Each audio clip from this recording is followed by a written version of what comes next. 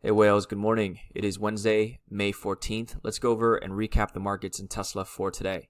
And just to give you an idea in terms of how I'm doing so far for the month of May, I'm doing quite well, up 9.1k USD, on pace for about a 300k a year, so doing really well. You can see majority of my trades have been across high volume names like Palantir, Tesla, HIMS, the S&P 500. And you can see I started off the month really well, and hopefully I can keep up the momentum for the rest of the weeks here. So again, if you guys want my actual day trades and swing trades, we do both.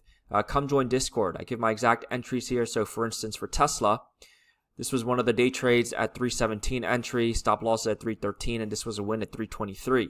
So I do these every single day. You can see the exact entries across companies like HIMS, Tesla, Nvidia. So yeah, looking forward to trading alongside you.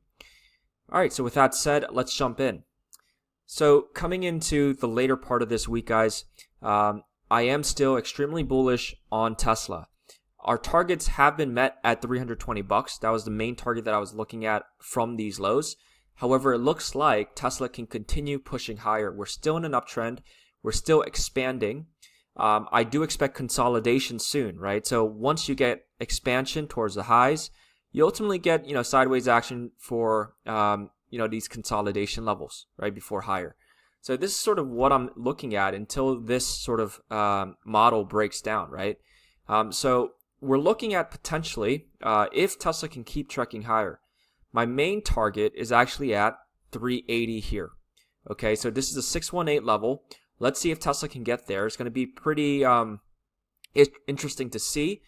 This sort of series of 3s, 4s, and 5s is very complicated wave counts. So, does this mean that you should be selling your shares on an uptrend? No, that doesn't mean that, right? But we are looking for a potential local top as it gets closer, anywhere between 360 per share to 380, right?